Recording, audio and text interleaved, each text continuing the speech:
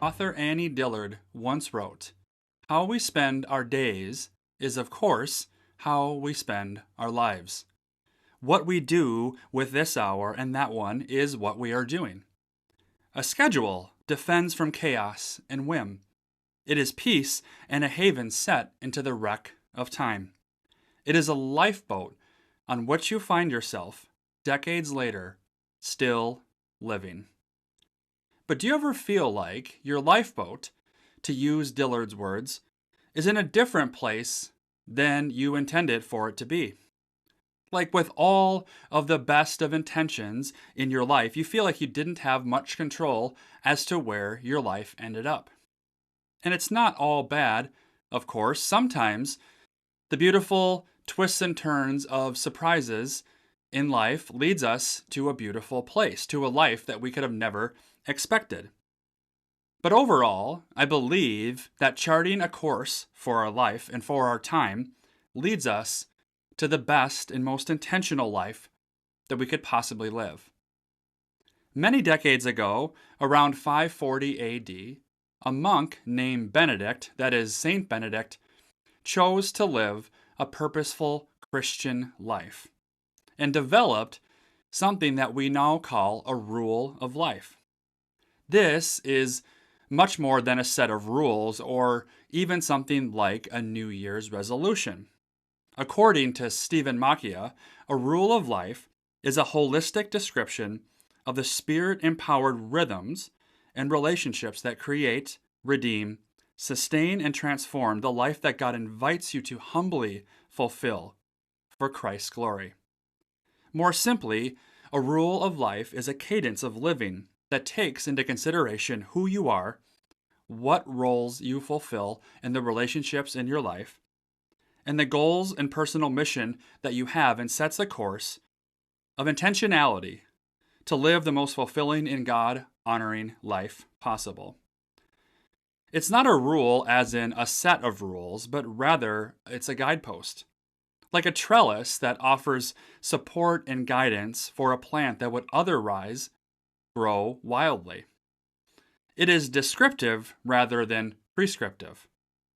The work of completing a personal rule of life for yourself will lead to a life of joy and purpose and intentionality, and also acts as a filter of how you spend your precious time. Have you noticed that the world around us is nuts? There are so many things competing for your time, for your attention, for your affection, and for your resources. A rule of life also acts as a guidepost for saying no, even to the good things in life, so that you can live the best life that God has set out for you and who He made you to be. There's a saying that goes, every yes is 1,000 renunciations. A rule of life is saying yes to your purpose, which allows saying no to what won't get you there. When I was in New York recently for a pastor's gathering, one of the leaders that I admire in my life shared a story of how somebody asked him to come and speak at another gathering across the country. It would cause this man to spend time away from his family, traveling across the country over a few days. He immediately responded to the request, no. When the person asked him, well, aren't you going to think about it or pray about it? This person said, I already have. It's in my rule of life. As a family, we've agreed that I will only spend 10 nights away from home on an annual basis. And because of the things that I've already said yes to, I'm going to meet that quota. So unfortunately, I won't be able to come speak at your event. The person that was said no to was almost astonished. How could a person live with such intentionality? When they sat back and thought about it, of course, a bit hurt by the no, they realized that this person had something figured out that was deeply profound.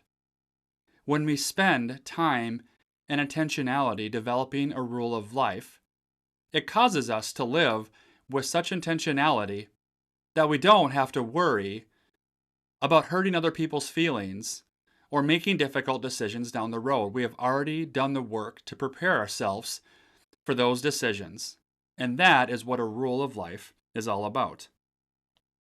Taking the time to set this rule and to craft it can actually set you free.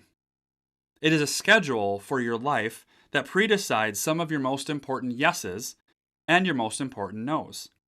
Both a boundary to what you will not allow to live your best, most God-honoring life, and the freedom to live out a life of purpose, joy, and intentionality. So, how do we do that? Well, over the next 2 weeks, we are first going to create the filters through which to build your rule of life. And then the following week, we are going to actually build the rule of life itself. This week, we will consider the filter, or the frame of your life, your personal roles, gifts, desires, vision, and mission.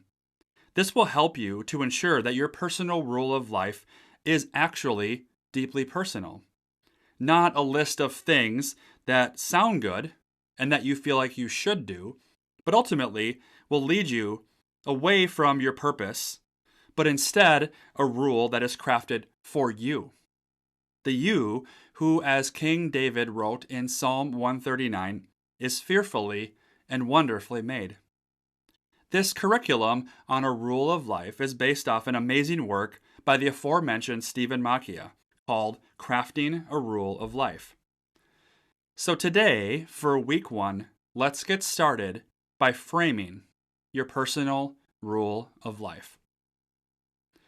The first frame for crafting a rule of life are the key roles that you play in your primary relationships. These are how you relate to all of the most important people in your life. You likely play many, many roles, but for this exercise, we are going to consider your top 5 or maybe 7 roles. The reality is you can't operate in more than this many roles at any one point in your life with much success or health. It's helpful to consider the most important people in your life and what roles support those relationships. For me, these roles are Christ follower or Christian, husband, dad, pastor, and friend. Of course, I am much more than that. I am a brother, a son, a homeowner, a runner, etc. And although these are important, I know that I am in a season of focusing on living out the first 5 roles of my life to my best of my ability. So, as you start to consider your roles and the most important people in your life, pause the video now to jot down some of the most important people in your life and the roles that you play to each of them. And we'll come back during our discussion time at the end of the video to consider this list a little bit further. The next frame we'll consider for crafting your rule of life is your gifts. Here, we'll consider both your spiritual gifts, as the Apostle Paul wrote in the New Testament, as well as your unique talents. The Apostle Paul outlined spiritual gifts in Romans 12, Ephesians 4, and 1 Corinthians 12. These gifts are the ways that we have been uniquely blessed by God for His glory, the building up of the kingdom, and the strengthening of the church. Though we don't have time to exhaustively dive into these now, at Orchard Church we think it is critical that you understand your gifting mix, and we will develop curriculum around spiritual gifting in the near future for you to engage with.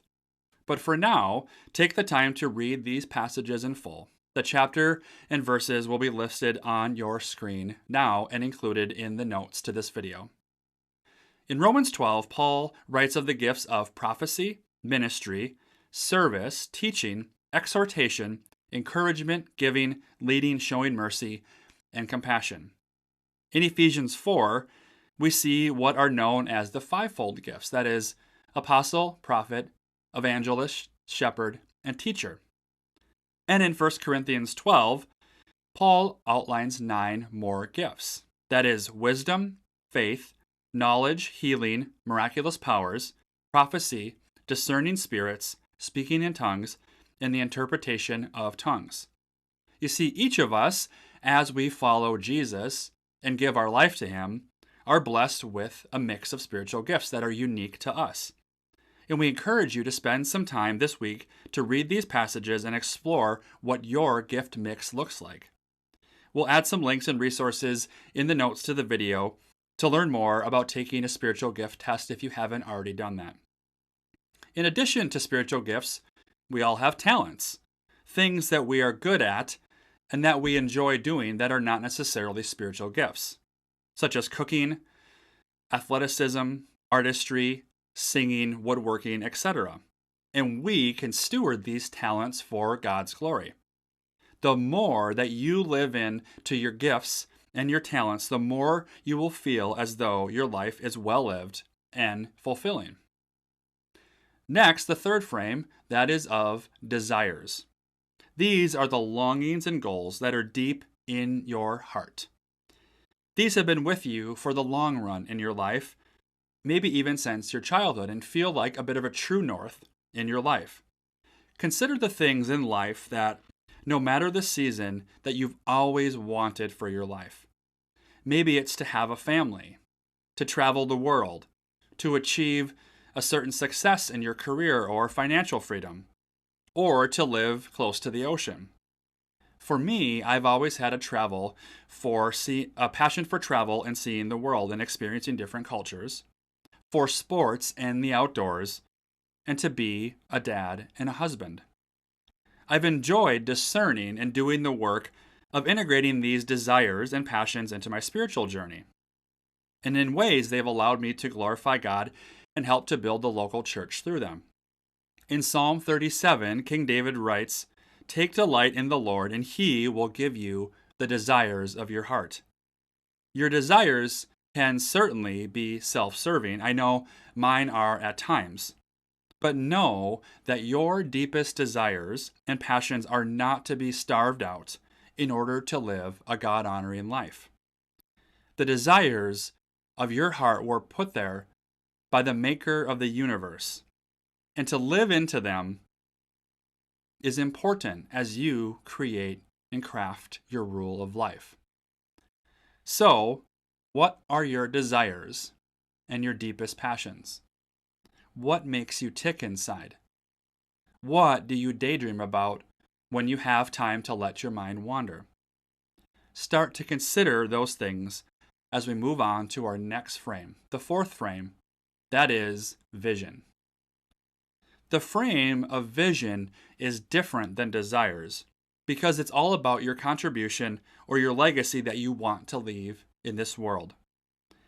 It is the causes and passions for which you have a deep conviction. Think of this vision frame, as your unique vocational calling in your life. When I was in high school, I wanted to be a teacher. There is something inside of me that is deeply fulfilled when I am teaching someone and they have that light bulb moment. So I went to college to major in education.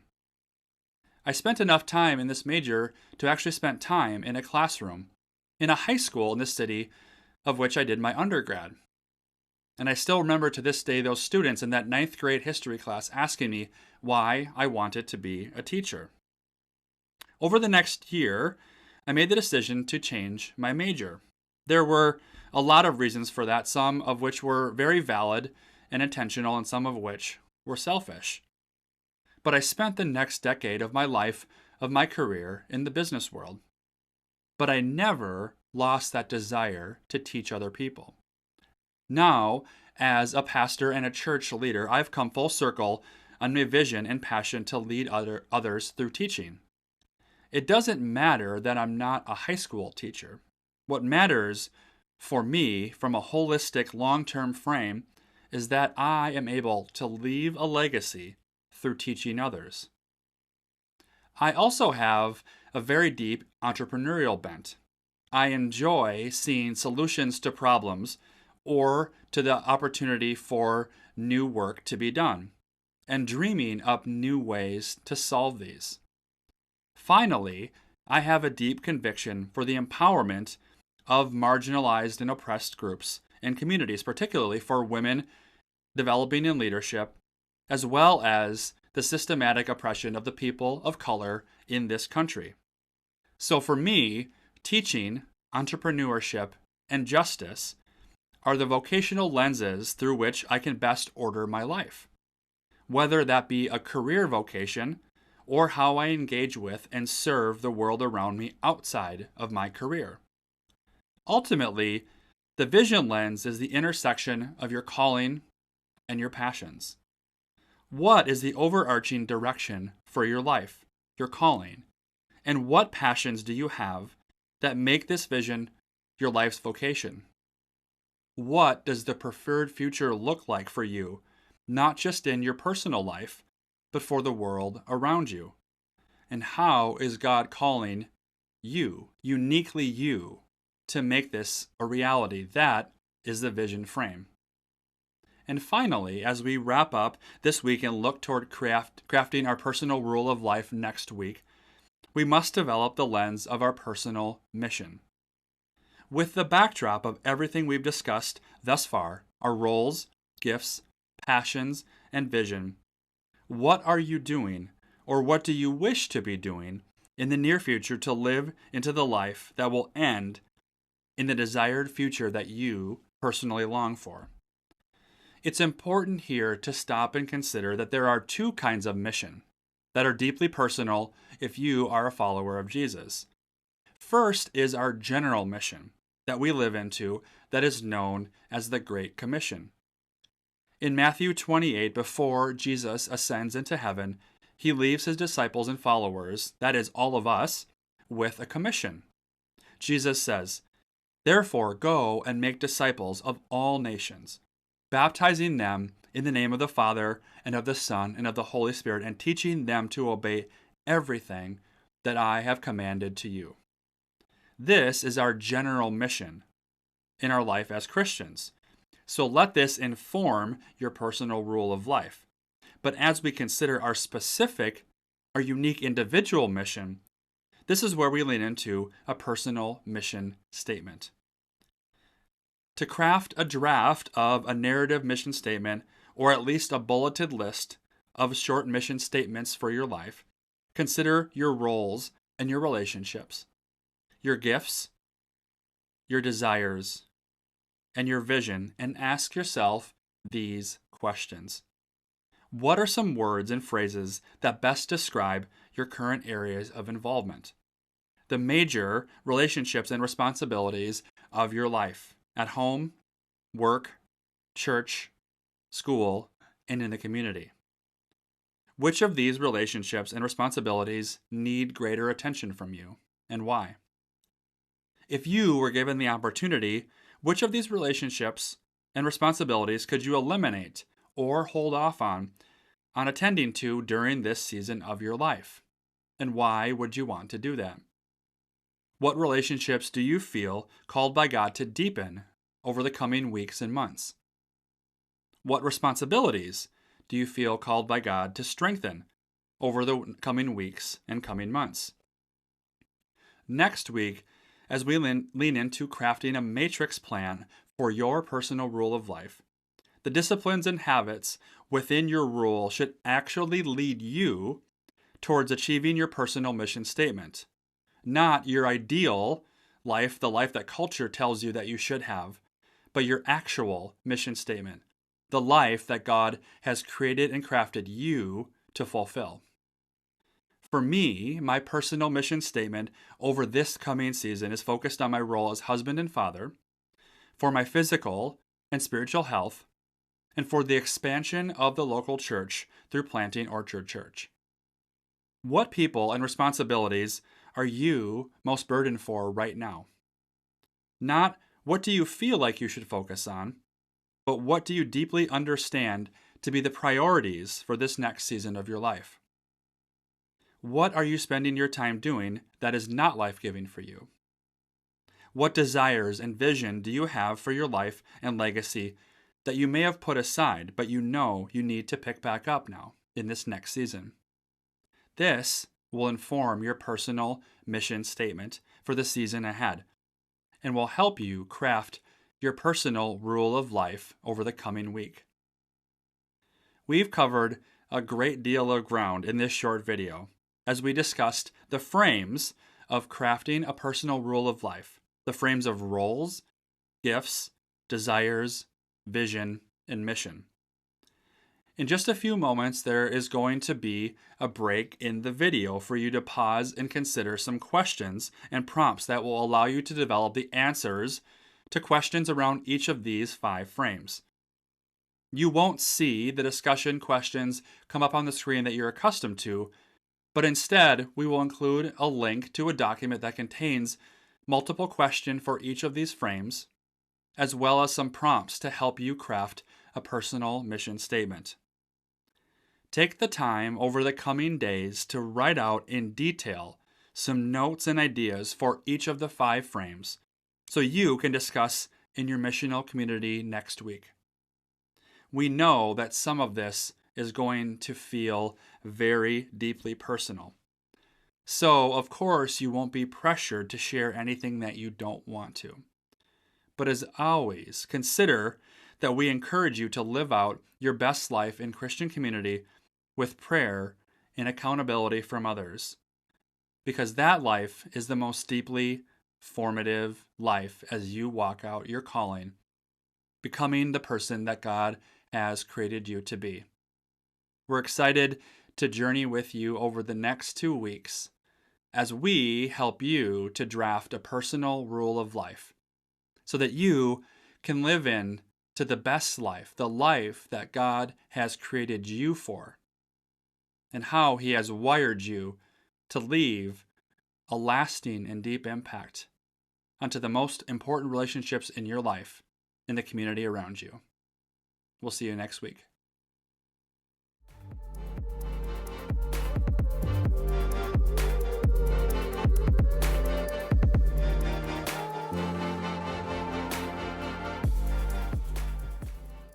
Thank you for joining us for week 1 of our Rule of Life series.